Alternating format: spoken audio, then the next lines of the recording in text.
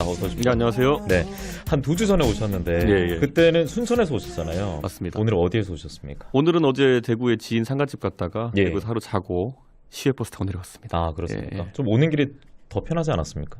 그렇죠. 1시간 거리니까 네네. 대구 창원은 이제 그 중부 내륙 타고 오면 금방이니까 네. 금방 왔습니다. 네, 좋은 컨디션으로 오늘도 많은 말씀 예. 저희가 예. 부탁을 드리겠고, 그때 이제 순진한 행보에 대해서 말씀해 주셨잖아요. 네. 오늘 또 노동절에 모셨는데 네. 오늘 수업 없으십니까? 오늘 이제 제가 순천에 가 수업해야 됩니다. 아, 네, 순천에. 순천 가세요? 예. 지난주에 이제 사실 학생들이 중간고사를 봤거든요, 학교에서. 그래서 이제 성적을 알게 될 텐데 이 친구들이 몇 주간 공부했던 효과가 났을지 예. 저도 기대가 좀 되고 있습니다.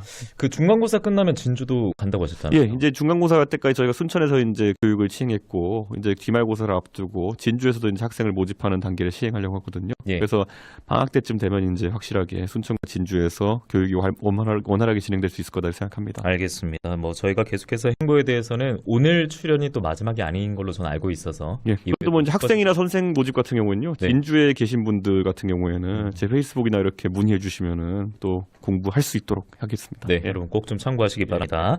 저희가 이제 모신 이후 아무래도 모신 이유가 이런 걸 좀 질문 드리는 이유가 있거든요. 윤석열 대통령이 미국 갔다 왔습니다. 예. 갔다 와서 뭐 남는 말들이 참 많아요. 뭐 제로 콜라도 있고 아메리칸 파이도 있고. 네. 예, 중요한 거는 NC지겠습니다만 간 곳도 많습니다. 나사도 가고 펜타곤도 가고 하버드도 갔는데 예. 하버드 하면 제 앞에 있는 분이 빼놓을 수 없어요. 예.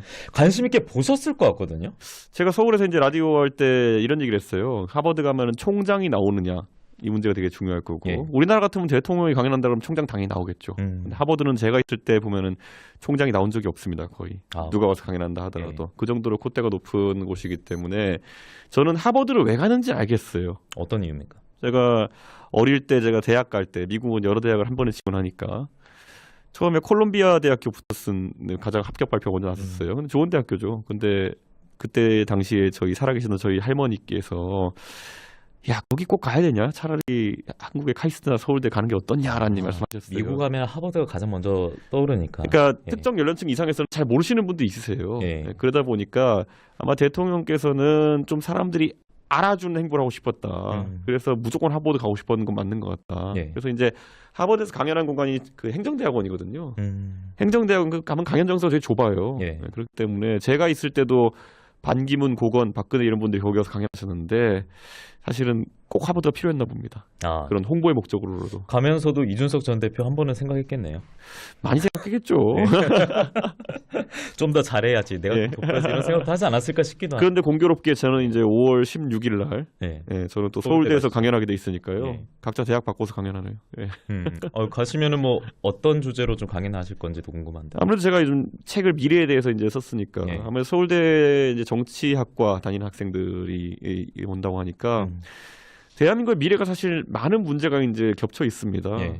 그리고 특히 많은 사람들이 저출산, 뭐 고령화 이런 얘기도 많이 하는데 이 문제는요, 일본 사람들이 30년 전에 겪었던 문제인데 아직 해결 못한 문제고 어쩌면 우리가 해결하는 방법을 나열하기 전에 해결 못했을 때 어떻게 해야 되는가? 이런 문제도 미리 고민을 해야 된다고 생각하거든요. 예. 그래서 그런 것들을 좀 논제를 던지고 오는 그런 강의를 하려고 합니다. 네. 책 이름이 이제 거부할 수 없는 미래인데 우리가 미래를 논할 때 최근의 이 현안이죠. 노동에 관해서 또 빼놓고 얘기할 수 없지 않습니까? 정부 같은 경우에는 주 69시간 근무제를 좀 밀어붙이는 모양새인데 일단은 연장 근로시간 관리단의 유연화 이런 게 핵심 같은데 어떻게 보세요, 대표님께서는? 저도 예전에 이제 회사에 다닐 때 보면은 이 야근이라는 문제가 참 민감합니다. 아, 그럼요. 사장님들 입장에서는 추가 임금을 지급하는 것이 상당히 부담스럽고 하지만은 일은 하게 만들고 싶고 그래서 저녁밥을 맛있는 거 사주고 꼬시던지 뭐 여러 가지 방법들이 있었는데 최근에 이제 문제된 거는 대통령께서 52시간 노동을 넘어서서 69시간까지 노동이 가능하도록 하는데 여기서 가장 큰 문제는 우리나라의 포괄임금제가 아닌가 이런 생각을 합니다. 사실상 야근이나 추가 근무에 대한 수당을 예. 하나로 묶어가지고 지급하는 형태의 포괄임금제라는 거는 이거는 69시간까지 가능한 노동제도와 결합하게 되면은 사실상 무료 야근을 더 강제화하는 제도가 되지 않겠느냐 예. 이런 우려가 있는 것이고 아무리 유연하게 근무제를 조정하고 휴가를 좀 더 자유롭게 쓸 수 있게 해준다 하더라도 회사에는 제도를 넘어서는 눈치라는 게 있습니다. 그렇기 때문에 보장되어 있는 그 권리들을 다 사용할 수 있다는 보장이 없습니다. 그러다 보니까 오늘 이제 노동절 이제 사실 메이데이인데 그 원래 이 1800년대에 시작된 운동이거든요. 하루에 8시간 노동을 하자라는 취지로 노동운동 하던 분들이 그렇죠. 예. 이걸 기념해서 하는 게 이제 레이버 데이라고 하는 것인데 저는 1800년대부터 이미 그렇게 얘기가 나왔다는 거는 저는 8시간 노동 뭐 불가피한 경우에는 그것보다 노동이 길어질 수 있겠지만은 사람의 존엄성과도 결부되어 있는 문제가 아닐까 이런 생각을 좀 합니다. 아니 그러면은 노동절 133주년에 이제 네. 그 말씀을 해주셨는데 네. 굉장히 정부가 밀어붙이고 있는 것은 시대착오적이다 이렇게 봐야겠네요. 근데 저는 이런 말씀도 드리고 싶어요. 이제 노동에 여러 이슈가 있지만은 반대로 코로나를 겪으면서 우리가 굉장히 다양한 변화를 겪은 것도 사실입니다. 네. 예를 들어 우리가 이제 노동의 생산성이라는 걸 얘기할 수밖에 없는데 노동 생산성이 이제 떨어지는 분들은 키오스크로 대체되기 시작했어요. 예, 그런 경우에 이제 그럼 이분들에게 최저임금을 올렸을 때 오히려 이분들이 일자리를 찾기 더 어려워지는 거 아니냐 뭐 이런 이야기도 나오고 있는 것이고요. 그 외에도 그러면 이제 재택근무라는 것이 활성화되면서 그럼 재택근무라는 것에 있어가지고는 시간 단위 노동 측정이라는 것이 쉽지 않은 경우도 많거든요. 그래서는 어떻게 대처해야 되는가 이런 것들 이런 것 아주 노동 문제는 포괄적으로 이제 다뤄야 될 분들이 있고요. 그래서 정부가 이 부분을 좀 더 공론화 많이 시켰으면 좋겠습니다. 예. 예. 그 공론화의 일환이 될지 모르겠는데 그래서 뭔가 MZ 세대와도 이 하두에 오르는 얘기 때문에 갈라치기도 되는 모양새였다가 지금 또 의견 수렴해보자 이렇게 펼쳐가고 있지 않습니까? 이건 좀 근데 어떻게 보통은 보세요? 정책을 발표하기 전에 의견 수렴을 하는데 그러니까 보통 이제 던지고 나서 이렇게 하지는 않을 텐데. 그러니까 우리가 이제 그 항상 하는 말이 논란 일자 철회라는 것을 이제 약간 상투적인 문구로 이제 네네. 쓰거든요. 네네. 정책을 뭔가 던졌다가 논란 일자 재검토, 논란 일자 철회 이런 것들이 반복되면은 네. 그 신뢰성이 떨어져요. 정부 발표하는 것들에 대해서. 그래서 아마 이번에 뭐 6천 명 대상 여론조사를 뭐 하고 이렇게 공론을 살핀다 하는 것들도 사실 선행되었으면 참 매끄러웠을 텐데 그런 것들이 이제 반응이 안 좋으니까 나오는 모양새로 되니까 예. 안타까운 부분이 있습니다. 저는.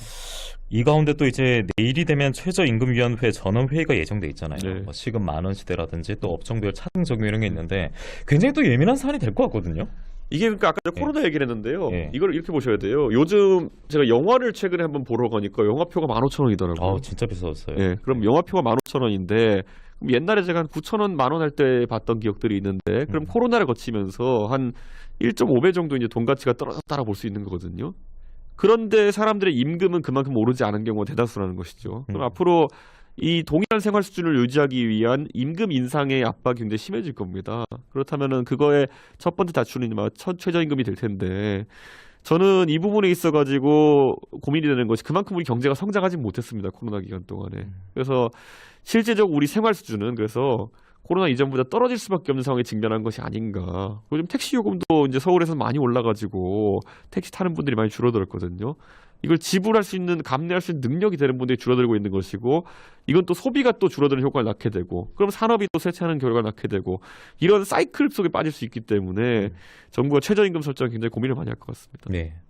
그리고 이제 69시간 같은 경우도 보면은 지금 거대 양당이 좀 의견이 엇갈리지 않습니까? 네. 그러니까 양당 체제에서 지금 거대 양당이 좀 품을 수 있는 주제인가 싶기도 하거든요. 그냥 원론적으로.